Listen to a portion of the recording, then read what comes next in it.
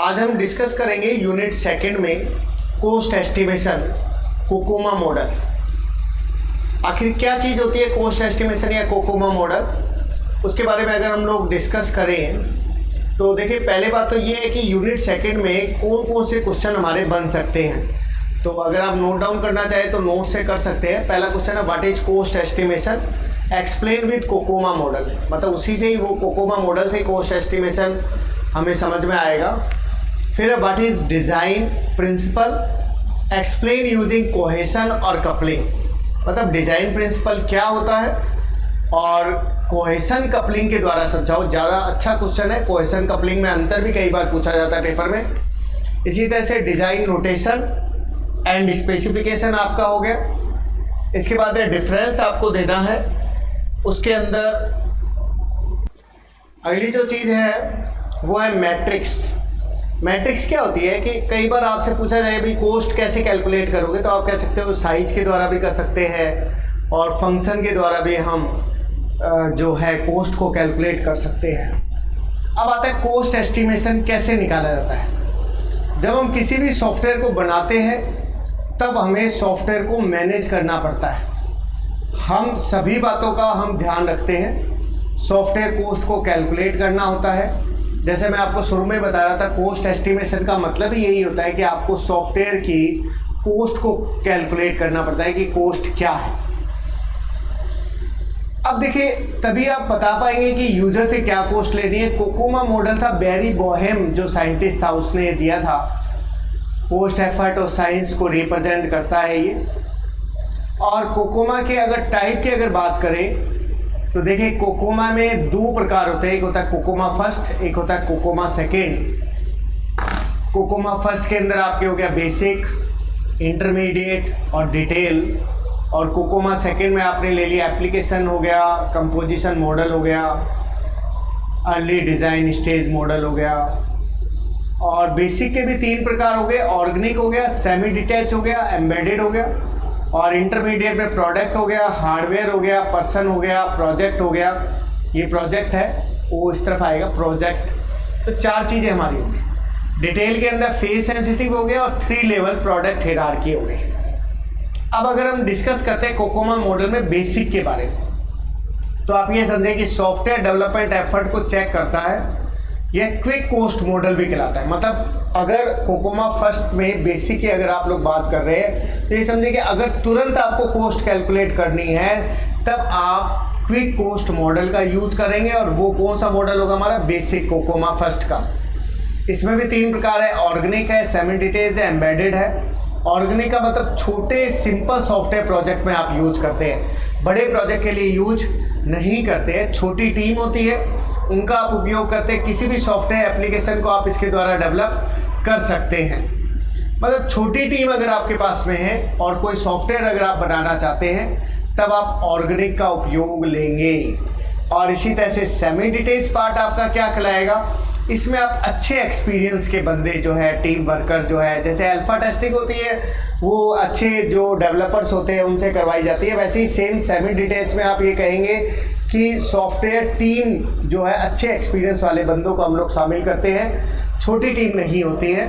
और एम्बेडेड का मीनिंग आप लोग एक बेसिक सा कंसेप्ट हमेशा दिमाग में मान के चले कि एक चीज़ को दूसरे के अंदर शामिल करना एम्बेडेड होता है।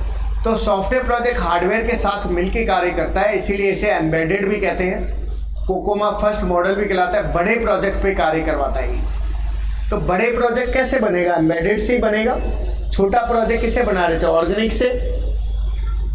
और इसी तरह से आपने क्या कहा कि अगर आप ये कहते हैं कि नहीं भाई मुझे तो अच्छी टीम का यूज करना है, तो आपने सेकंड मॉडल का आपने कहा।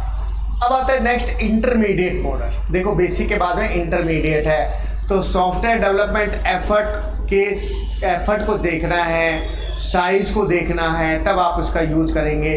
अब एफर्ट कैसे कैलकुलेट करेंगे, कॉस्ट कैसे कैलकुलेट करेंगे, आप देखेंगे आपका प्रोडक्ट कौन सा बना रहे हैं, आप कौन सा हार्डवेयर यूज कर रहे हैं, कौन कौन से व्यक्ति आपने कितने लगा रखे हैं, कितने बंदे आपके उसके अंदर लगे हैं। तो प्रोडक्ट का मतलब क्या हुआ, प्रोडक्ट का आउटपुट कहलाएगा, जिसे एक निश्चित समय में आप प्राप्त करना चाहते हैं, कंप्लीट करना चाहते हैं। प्रोडक्ट मतलब आपका सॉफ्टवेयर ही हो गया, वही आपका प्रोडक्ट है। हार्डवेयर, उस प्रोजेक्ट को चलाने के लिए आप हार्डवेयर की भी आपको जरूरत पड़ेगी। तो आप ये चाहते हैं कि आपका प्रोजेक्ट किसी पर्टिकुलर हार्डवेयर पर डिपेंड ना करे, तो उसकी कॉस्ट भी आप इसमें कैलकुलेट करेंगे। पर्सन, किसी भी सॉफ्टवेयर को किसी भी यूजर के द्वारा एक्सेस किया जाएगा, नंबर ऑफ यूजर कितने हैं, और इसी तरह से प्रोजेक्ट हो गया। प्रोजेक्ट का मतलब हम सभी कार्यों को मिलकर अगर एक साथ करते हैं तो वो प्रोजेक्ट कहलाएगा। तो 4 चीज़ें होगी। प्रोडक्ट का मतलब सॉफ्टवेयर हो गया, हार्डवेयर का मतलब हार्डवेयर इंडिपेंडेंट है, सॉफ्टवेयर बनाएंगे। पर्सन का मतलब वो कोई भी यूजर आसानी से यूज कर सके ऐसा सॉफ्टवेयर हम लोग बनाएंगे। प्रोजेक्ट का मतलब कब बहुत सारे सॉफ्टवेयर मिलकर जब काम करते हैं तो उसको हम लोग क्या बोलते हैं, प्रोजेक्ट कहते हैं। अब आता है तीसरा जो पार्ट है वो है डिटेल। डिटेल का मतलब इसके अंदर 2 भाग हो जाएंगे, एक तो हो गया फेज सेंसिटिव और एक हो गया 3 level product hierarchy. Phase sensitive अगर कोई आपसे पूछे तो आप ये कहेंगे कि सर जिसमें डिज़ाइन और प्रोग्राम इन दोनों को हम लोग शामिल करते हैं, और फेज के अनुसार भाई कितनी फेजेस लग रही है उसके अनुसार अगर आप कॉस्ट को कैलकुलेट करते हैं तो वो फेज सेंसिटिव हो गया। मतलब आपको पता है कि डिज़ाइन फेज भी होती है, एनालिसिस फेज भी होती है, तो उसके अकॉर्डिंग हम लोग क्या कर रहे हैं, कॉस्ट को कैलकुलेट कर रहे हैं। 3 लेवल प्रोडक्ट हायरार्की, इसका मतलब हम किसी भी सिस्टम में विभिन्न सब सिस्टम में डिवाइड कर सकते हैं। आपको पता ही है कि कोई भी सॉफ्टवेयर अकेला नहीं होता, वो सॉफ्टवेयर जो होता है कई मॉड्यूल के अंदर, कई छोटे छोटे मॉड्यूल के अंदर क्या रहता है, डिवाइड रहता है, फिर उसको हम लोग क्या लेते हैं, उपयोग में लेते हैं। तो ये 3 लेवल प्रोडक्ट हायरार्की है, जिसमें आप ये कहते हैं कि आप अपने सिस्टम को कई सब सिस्टम में डिवाइड करते हैं और फिर आप उसको समझने का काम करते हैं। फिर उसके बाद एक कोकोमा मॉडल सेकंड में अगर आप बात करें तो मैक्सिमम एस्टिमेशन टूल है, डेवलपमेंट से संबंधित सारी सूचनाएं इसमें देनी पड़ती है। इसके 2 पार्ट इसने करे हुए, एप्लीकेशन कंपोजिशन मॉडल हो गया, अर्ली डिजाइन स्टेज मॉडल हो गया। एप्लीकेशन कंपोजिशन क्या कहता है, सॉफ्टवेयर इनिशियलाइजेशन के समय कार्य ज़्यादा करता है।